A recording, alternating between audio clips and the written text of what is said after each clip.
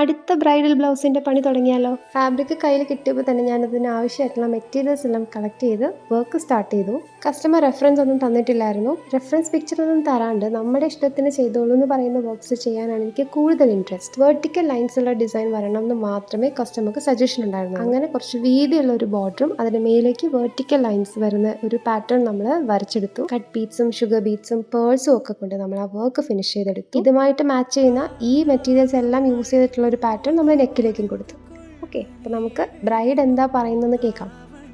പിന്നെ wedding blouse പറയാതിരിക്കാൻ വയ്യ.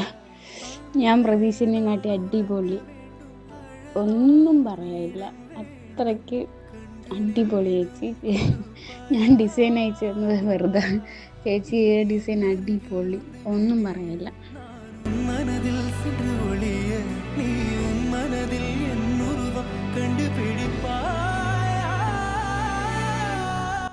അപ്പോൾ പ്രൈസ് പറഞ്ഞില്ലല്ലോ.